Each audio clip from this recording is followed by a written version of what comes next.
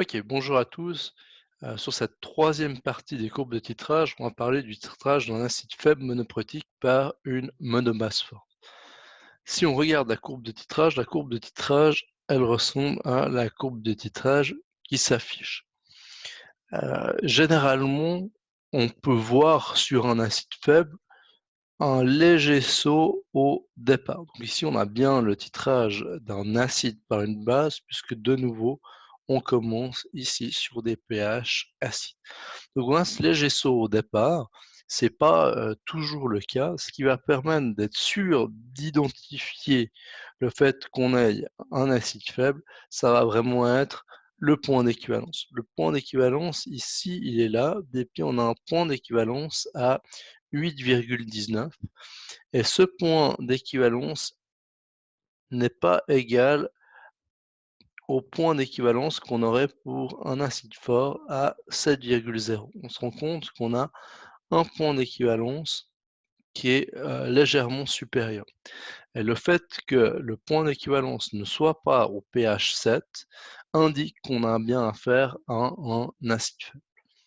On le verra un petit peu plus tard, je donnerai une explication, mais à chaque fois, le point d'équivalence, donc le point d'inflexion de la courbe pour un acide faible va toujours être supérieur au pH de 7,0. Donc à chaque fois, je vais me retrouver avec un nombre comme ici 8,19 qui est un nombre au final supérieur au pH 7,0. Donc ici, la courbe de titrage qui est représentée, c'est le titrage de 20 ml d'une solution d'acide formique HCOOH 0,100 molaires pour une solution de NaOH 0,075 molaires. Donc ça, on a parlé du point d'équivalence. Ça, c'est le point d'équivalence. Ensuite, pour les acides ou bases faibles, on a un autre point d'équivalence qui apparaît qu'on appelle le point de demi-équivalence. Ce point de demi-équivalence se situe à la moitié du volume de base pour la neutralisation. Ici, on a un volume de base de manière à obtenir l'équivalence. Et puis, on va avoir, si je prends ce volume, j'ai un divisé par 2 le volume qu'il faut. Là, j'ai le volume, la moitié de ce volume de base pour obtenir cette demi-équivalence. Cette demi-équivalence, on va avoir quelque chose qui va être intéressant en termes de pH, puisque si on vient lire sur la courbe, la valeur de pH du demi-point d'équivalence correspond à la valeur du pKa de l'acide. Donc, puisque je connais son pKa, l'avantage de ça, c'est va être de pouvoir identifier l'acide auquel on a affaire. Donc, si on regarde, on va pouvoir calculer le pH initial, c'est un acide faible, donc on va appliquer la formule d'un acide faible. Ensuite, on va pouvoir calculer le pH au demi-point d'équivalence, l'endroit où le pH est égal au pKa. On a toute une zone qui est une zone qu'on appelle tampon. Donc ici, nous, dans ce coup, on va pas traiter cette zone, mais autour du demi-point d'équivalence, ben, on va pouvoir normalement calculer le pH à l'aide de la formule tampon. Il y a un endroit où on va pas pouvoir calculer avec des formules, c'est au tout départ, hors de cette zone tampon. Et puis après, il y a un endroit où avec des formules, on va pas réussir à calculer directement les pH hors de cette zone tampon. Ensuite, on a le pH au point d'équivalence et à la fin, le pH après le point d'équivalence. Le pH après le point d'équivalence, ça va être assez facile à calculer, puisque c'est quelque chose qu'on a déjà vu. Et puis, on va être sur une base forte en excès. Donc maintenant, si on regarde pour calculer ces différents points, le pH initial, mon acide réagit avec de l'eau, l'acide vient céder un H+ à l'eau pour former du H3O+, plus du A- qui correspond à la base conjuguée de l'acide faible, qui est aussi une base faible. Donc ici, je vais peut-être juste le noter, le A-, Ça, c'est la base conjuguée et on va revenir là-dessus, mais cette base conjuguée, elle est faible. Et puis, c'est pour ça que ça va être important pour le pH du demi-point d'équivalence. Et ici, on a l'acide faible. Donc, l'acide faible donne la base conjuguée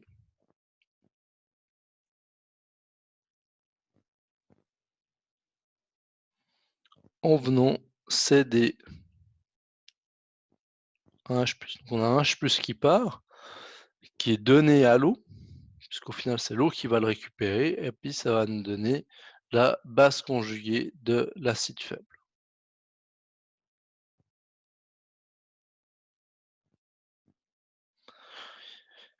On a une solution au départ qui est une solution d'un acide faible, donc le pH est égal au demi pKa moins une demi le log de la concentration d'acide initiale. Donc ça, c'est la formule d'acide faible qu'on trouve sur le tableau périodique.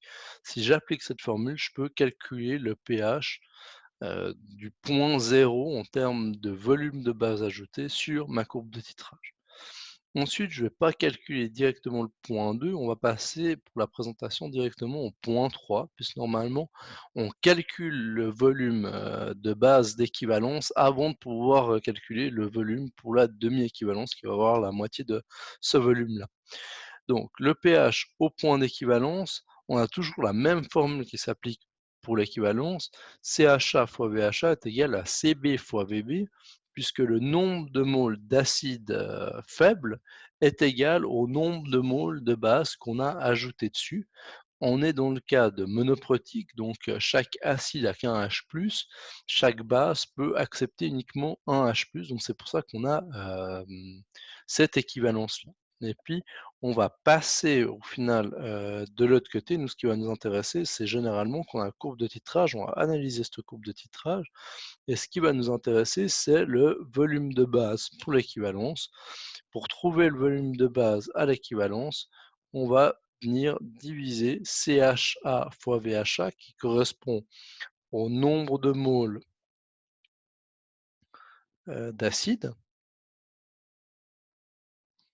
Donc ça, pour l'équivalence, on indique que le nombre de moles d'acide était égal au nombre de moles de base. Et puis, on vient déplacer ce CB0 de l'autre côté, et puis on a la barre de fraction, et ça va nous donner le volume d'équivalence. On va obtenir cette formule-là. Ça nous donne le volume qu'on doit rajouter de base avec notre burette pour obtenir l'équivalence. Le problème, c'est que on a notre fameux, on l'a vu ici, on a créé au final, à chaque fois qu'on neutralise une partie de l'acide, on vient créer la base conjuguée. Et cette base conjuguée, elle est faible, donc elle est capable de re-réagir avec l'eau et puis cette fois de former du OH-, qui est l'espèce qui est responsable de la base. Donc à chaque fois qu'on neutralise un HA par la base qu'on ajoute, on va générer du A-, qui est la base conjuguée, mais cette base conjuguée, elle est faible. Cette base conjuguée faible, elle est capable de réagir avec l'eau, de créer du OH-, ce qui va faire que on va, à l'équivalence, on va plus être à un pH de 7,0, mais un pH légèrement basique, légèrement supérieur, puisque la base conjuguée de l'acide faible est une base faible, et cette base faible est capable de créer une espèce basique qui est OH-, qui va basifier au final notre solution. À ce moment-là, la formule à l'équivalence en termes de pH, c'est la formule d'une base faible qui va s'appliquer. Le pH, il est égal à 7 plus une demi du pKa plus une demi de fois le log de CB0. Si on remplace et on fait des maths, qu'on va pas voir ici, mais la concentration de base, ici, attention, c'est pas la concentration de base qu'on a dans la burette, mais c'est bien la concentration de la base, conjuguée. C'est uniquement la seule base qui est présente dans la solution et c'est cette base faible, OK, qui est la base, conjuguée. Si on arrive avec les maths et cette fois, je vais pas les expliquer, ici sur cette partie du cours-là, mais on peut calculer au final la concentration de A-, et puis on a que la concentration de A-, c'est la concentration d'acide initiale fois la concentration de base dans la burette divisée par l'addition de ces 2 concentrations. Donc ce bloc-là, il est à connaître.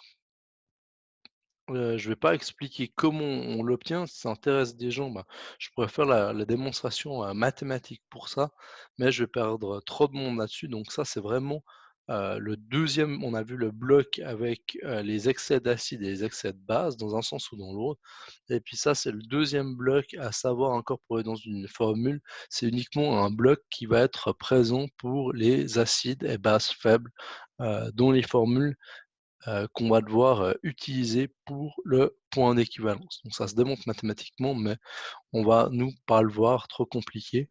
Mais ça permet ici de calculer directement la concentration de, la base conjuguée à partir des concentrations, d'acide et de base au départ. Voilà le, pH au point d'équivalence, on vient de voir tout ça. Le pH au demi-point d'équivalence, on s'en fiche un peu, de cette formule-là qu'on a en haut, mais ce qu'il faut savoir, c'est que le volume, de base d'équivalence qu'on a trouvé pour le point d'équivalence, ben, je viens le diviser par 2 et puis j'obtiens le volume de demi-équivalence.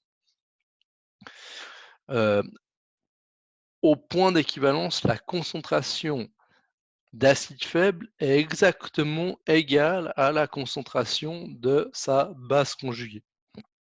Et puis ça va être intéressant puisque, si on applique ça sur la formule d'une solution tampon, donc on a dit qu'on était dans un espace tampon, puisqu'on a les 2 concentrations, la concentration de A- et la concentration de HA qui sont égales, ça veut dire qu'on va avoir le log de 1 et le log de 1 base 10 est égal à 0. Donc au final, on peut oublier toute cette partie et on va avoir que le pH est égal au pKa de l'acide. Voilà, dernière zone, le pH après le point d'équivalence. Cette fois, on a une zone où maintenant on va avoir un excès de base forte, et puis je